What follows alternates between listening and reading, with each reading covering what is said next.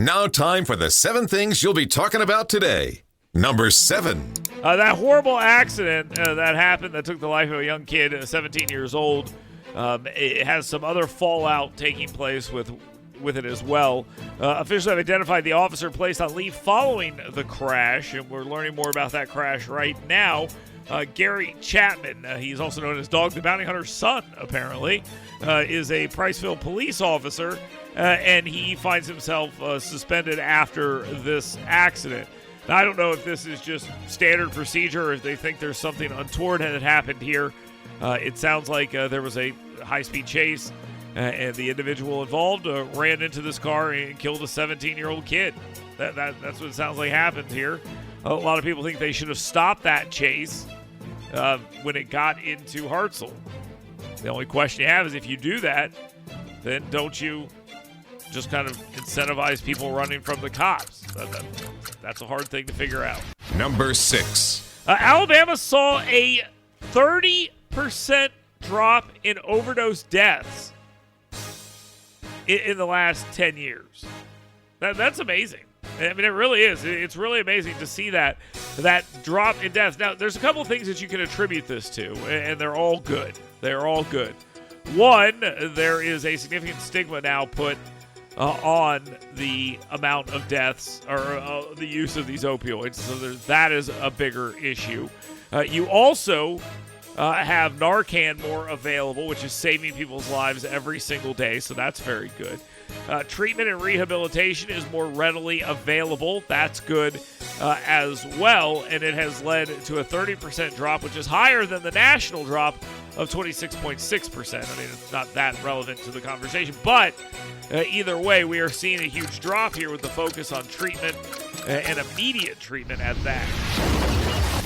Number 5. It's going to be interesting to see how the Alabama Tourism Department wiggles their way out of this. They're going to find themselves in a little bit of trouble here because apparently they have been allocating your tax dollars to multiple LGBTQ events over the last couple of years, and I can hear legislators right now pounding out legislation that further explicitly makes it to where this is not allowed to happen because, it's not allowed to happen, and it definitely should not be happening.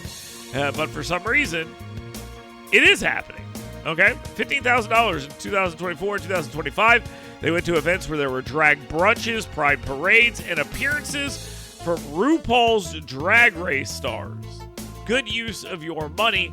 And the Alabama Tourism Department is going to argue, but it brought people to the state. I'm sure people from all over the country who came down to see the RuPaul Drag Race stars. Number 4.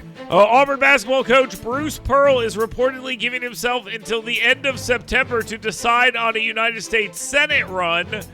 Those reports also intimate that he is probably leaning against it. Now, if you want to know what the scuttlebutt is, the scuttlebutt is as follows. He's considering running for U.S. House, not this election cycle, but in 2028. He has hinted that his coaching career might be over soon, okay? And he doesn't expect to fulfill his current contract, which lasts 5 more years. By the way, I think he's setting this up to turn that team over to his kid, Steve. I think that's what this is, actually. And I think that he wants to run for something, and Mike Rogers might be going into some sort of leadership in Space Command. That's some of the stuff I've heard. Don't know if it's true or not. Number 3. Extremely wealthy pedophile Jeffrey Epstein's birthday book was released to House investigators. That contains notes from President Donald Trump and, you may not know this, Bill Clinton. You know why you don't know that? Because the American media isn't doing panel after panel after panel and chyron after chyron after chyron and headline after headline after headline and cable news hit after cable news hit after cable news hit about Bill Clinton. They're not even talking about it. There are also poolside photos, bizarre animal pictures, and more, which are fueling speculation about his elite connections and accusations of pedophilia towards one guy and one guy only. So if Bill Clinton's got a letter in this book, and we're not saying he's a pedophile, Why are we saying Donald Trump's a pedophile? Can someone explain that? It's different. I'm sorry. I forgot. He's a Democrat president. I'm sorry. My mistake. My bad. Number 2. Alabama governor-elect, national championship winning coach, United States Senator Tommy Tuberville revealed that he carries a golf club with him for protection while walking around in Washington, D.C. What the hell is happening? And he criticized the city leaders for their failures, saying, for some reason, the people that are in leadership in Washington, D.C. don't take pride in our city. I don't know whether they're funneling the money off or doing something else with it. Law enforcement, they try, but they're not backed up by the criminal justice system. Now, Donald Trump has declared that the city is now crime-free and went out to dinner yesterday to celebrate, where a bunch of people were super mad that the city was crime-free and were referring to him as the Hitler of our time. I mean, I don't know about you, but I kind of want to hear more about this. You're in a restaurant screaming at the Hitler of our time and you survive?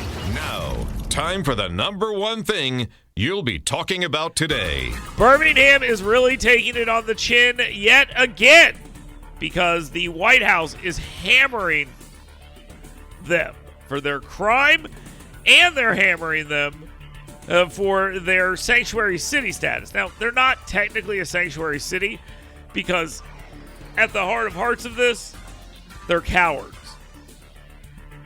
They're a welcoming city, you see.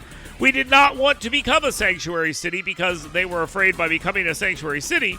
Mayor Randall Woodford made it clear that he did not want to become one because if he did that, well, then the federal government could come after him. So by not declaring himself a sanctuary city, he declared himself a welcoming city.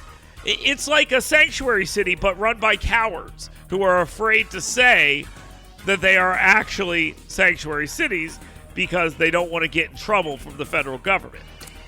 Yeah, that seems to be it. So they want to be a sanctuary city. They want to be a welcoming city. Birmingham did not officially declare itself a sanctuary city. But let me be clear about this for a second. The city did a cop-out, okay? Technically, they weren't a sanctuary city. Instead, they're a welcoming city, which is the same thing, but the mayor's a coward, okay? So there it is.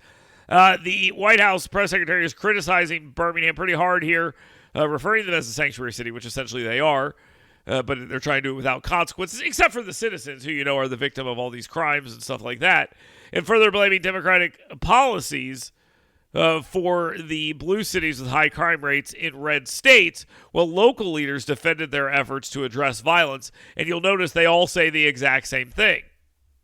The exact same thing. What is it?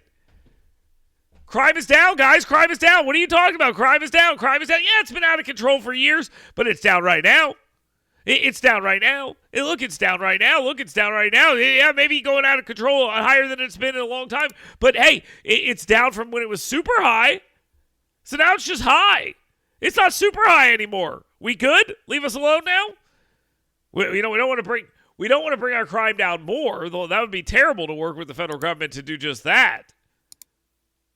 God, these people are stupid. They are incredibly stupid. When we come back, I'll let you hear what Caroline Levitt has said about this. Keep it locked right here on WVNN, and we'll continue. Get WVNN's Dale Jackson's 7 Things You Should Be Talking About Today right in your email box every morning. Go to yellowhammernews.com and sign up today.